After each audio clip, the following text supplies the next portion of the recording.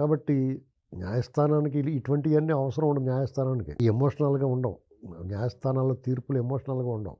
కన్‌స్ట్రక్టివ్‌గా, కాంక్రీట్‌గా ఆ ఆధారాలను బట్టి ఉంటాయి. ఈ ఆధారాలు స్పష్టంగా ఉన్నా సరే ఉండట్లేదే అది విచిత్రం ఇక్కడ. సీబీఐ ఈ విషయంలో సీబీఐ దర్యాప్తు బృందం వాళ్ళు వాళ్ళని తప్పు పట్టడం లేకుండా చాలా కూలంకషంగా మైక్రో లెవెల్‌లోకి వెళ్ళి దర్యాప్తు చేసి చాలా విషయాలు బయటపెట్టారు. అసలు ఆళ్ళు రూపొందించిన ఛార్జ్ షీట్‌లో ఎవరు దొంగోళ్ళనేటువంటిది, ఎవరు హంతకులనేటువంటిది స్పష్టంగా తెలుస్తుంది. సూత్రధారి విషయంలో దారి స్పష్టంగా ఉన్న ఆ దారిలో ఎవరు ప్రయాణం చేయట్లా. ఇదిగో ఆ గదిలో ఉంటాడు సూత్రధారి. ఆ గదిలో ఉన్నాడు ప్రధాన పాత్రధారి అని తెలిసినా ఆ తలుపు ఓపెన్ చేయట్లేదు ఎవరు. అది ఓపెన్ చేస్తే మొత్తం అన్ని చిక్కులు పటాపంచలైపోతాయి. అవినాష్ రెడ్డి కూడా సెకండ్ లేయరే ఇందులో.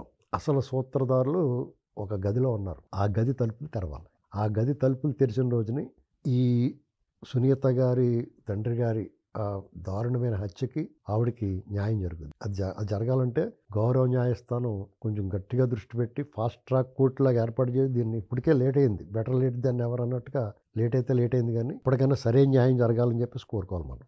ఇది ఎన్నిసార్లు మాట్లాడుకున్నా ప్రతిసారి మనం ఇది అన్యాయం జరిగింది, దుర్మార్గం, అరాచకం మన స్పష్టంగా మన కళ్ళ ముందు కనపడుతున్నారు దోషులు. అందులోనే సాక్షులు ఒక్కొక్కరు రకరకాల మార్గాల్లో పోయారు పైకి. ఏమవుద్దంటే ఇప్పుడు అన్ని దారులు మూసిపోయిన తర్వాత ఏం చేస్తారు, ప్రధాన కక్షిదారుడినే లేపేస్తారు. వాళ్ళ చేతిలో అది వెన్నతో పెట్టిన విద్య వాళ్ళకి. అయితే మరి ఎందుకు ఆగుతున్నారో తెలియదు. ఇంకా గొడవ అయిపోద్దనా లేకపోతే మరి ఎందుకో తెలియదు కానీ వాళ్ళు అంత సాహసికులే. అంత సాహసమైనా చేస్తారు, ఎంత సాహసమైనా చేస్తారు. ఇప్పుడు పరకామణి కేసులో చూడండి, చాలా కీలకమైన సాక్షిని లేపేశారు. అది మన మీదకే వస్తుందని తెలుసు వాళ్ళకి, అయినా సరే లేపేశారు. కాబట్టి ఇక్కడ వాళ్ళకి చట్టాలన్నా ఈ దర్యాప్తులన్నా వాళ్ళకి చాలా చులకన భావం ఉంది. ప్రజల మీద ఎప్పుడో చులకన భావం ఉంది. వాళ్ళు ఏం చెప్పినా నమ్ముతారు అనుకుని పచ్చి అబద్ధాలు చెప్తున్నారు. చట్టంతో కూడా చెలగాటమాడుతున్నారు వాళ్ళు. ఇవన్నీ చూస్తుంటే ఒకసారి వాళ్ళకి గుణపాఠం చెప్పాలి. ఈ చట్టం వ్యవస్థలో వాళ్ళకి మీ ఆటలు సాగో, మీ కథ ముగిసింది, ఎంతటి వాడైనా చట్టం ముందు సమానమే, కానూన్ కా హాత్ బహుత్ లంబా హై అని ఒక మాట అంటారు కదా, అది నిజం అని నిరూపించాలంటే ఆ గదిలో కూర్చున్న సూత్రధారిని గది తలుపులు బద్దలు కొట్టినా సరే